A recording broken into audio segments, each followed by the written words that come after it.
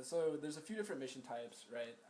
This one is survival, which means that they're going to cut off our oxygen supply, and and we're basically going to have to resupply our own oxygen.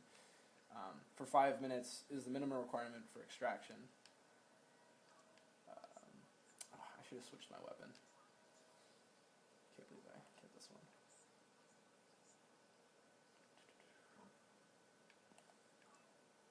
One of the things you'll learn once you take over the controller is that it's also very difficult to talk and play at the same time. I'm sure. Okay, so these are infested. Okay. Now, prior to this update, now we're playing on PlayStation 4. Mm-hmm. Prior to this update, infested were in all sorts of missions, but now they're only in survival or infestation/alert missions, which makes sense because they're actually pretty easy enemies if you have the right strategy. Like, they also changed how smart they were though. So like you could hop up on these things and be totally fine, but now the creatures hop up on there with you, so you're not safe anymore. What's the plot of this? Well, that's the thing, right? So it doesn't really have a narrative, right? I mean, you could argue that you're trying to, I mean, you almost make your own narrative.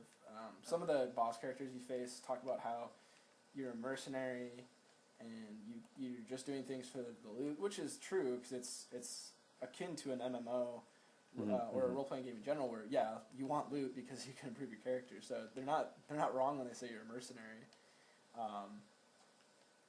But they don't really make a clear narrative for you to follow. So does like each character have a different strength? Yeah. So base stats for each Warframe, which is what the different characters are, Warframes, which is something else that I think is interesting because I didn't pay attention, they didn't really explain it all that much, but you're a Tenno. That's the race. That's the species or whatever. You're a Tenno. Now I'm actually not sure if Tenno have either sex or gender, because presumably I am the same Tenno in each of these Warframe suits, which means that the suits themselves are the only thing that carry gender identity, which is kind of wild when you think about it, and definitely something that you don't see in other games. Yeah, and that's what's interesting is even though they're alien life forms, the game developers decided to give them a very human-like portrayal in terms of their body types. Like, just like you said, if you're the same person and all that changes is the armor, like, just to see the differences between the male and the female in themselves is really interesting. Oh, yeah.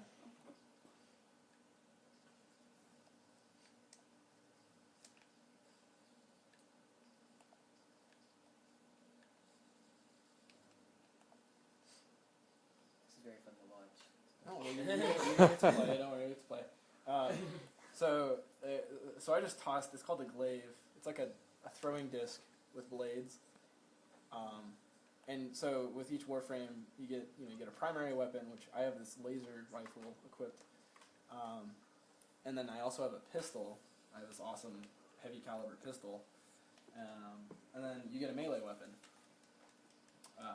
And melee weapon, I thought you just had a ninja sword, but you can get a whip, boxing gloves, like you can get anything. It's pretty awesome. And then you can get these sentinels, these things. I don't know if you see that thing hovering behind my back right there. Yeah.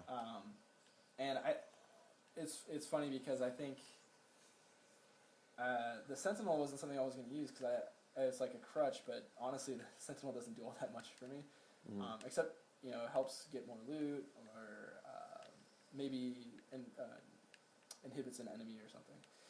But Jess, I want to go back to your question about like the different strengths and stuff, because each Warframe has a different set of abilities. In the top right, you'll see Nyx's abilities. Now she has her main abilities are mind control. So she can either directly control one enemy and have them fight for our faction, or she can confuse everybody. I'll do that one right now. Oh, wrong one. Just kidding. So this one's actually one of her best, in my opinion, her best move, where she absorbs tons of damage and then releases an energy wave like that. And most of the time it does a significant damage. But the one I was trying to show you is this chaos, because it has all the factions. Of course, they just got wiped out, but it has all the factions fight against each other, even within their own faction. And then there's psychic bolts. which isn't her strongest ability. Her strongest ability is definitely like distraction by using mind control, because then, if you're on a really difficult, like right now we're on a 15 to 21 level cap right now, and my Nyx is 22, so she fits right in here. But if I was on a Pluto mission, this goes off our solar system with a few added planets. If we were to go like Pluto, the levels are like 30 or more, so I would use like my mind control more often. Mm-hmm. So like,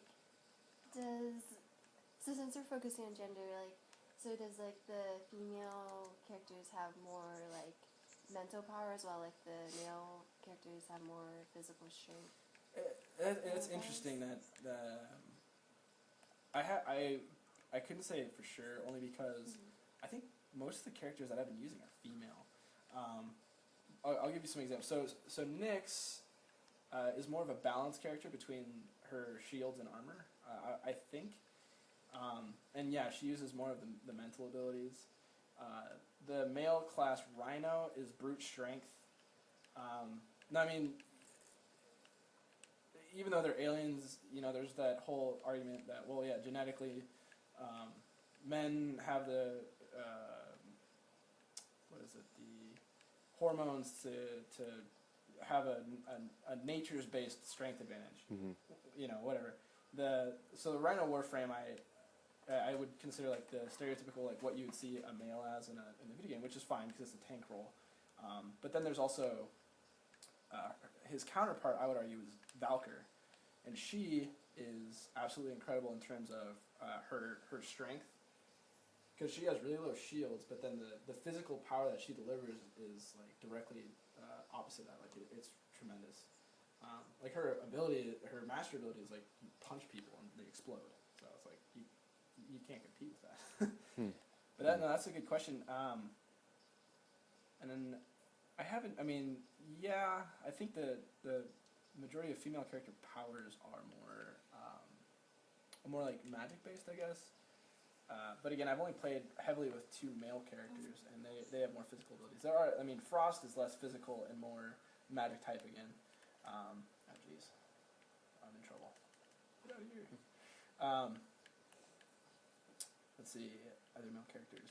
Oberon is a new addition, and he's doesn't have strong physical abilities, but he's like the male counterpart of Trinity. He heals, and he also does like magic damage, like the equivalent of magic damage. There's a new character that'll be added. That's already added on the PC version, I think, and she's called. I wish I could remember her name. It's a really cool. I can't remember her name. I can look it up when someone else takes the controller, but she is like air element based, which is very cool, and she's representative of a goddess in I think in Greek culture. Yeah, that's a good question. The subtle differences even between gender roles in What is that thing floating? Oh, we've already gone over that. Oh, sorry. This is Okay.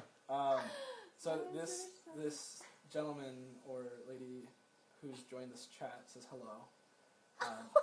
In the chat, I actually said we don't have audio right now, so you can go to my blog to get the audio.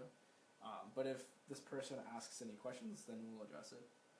That's one of the things I love about Twitch. You can have conversations with your listeners if you're not worried about other people thinking you're crazy for talking to yourself. Yeah. It's interesting. All right, who wants to take the reins? Who wants to take on the next mission? I'm scared. To be honest, it looks a little quick. Well, we can start with a beginning mission, like a defense mission, which is a little bit. It's wave based. So how many games are we going through? I have so for purposes of like demonstration, I have the Final Fantasy XIV beta. I have Killzone, Shadowfall.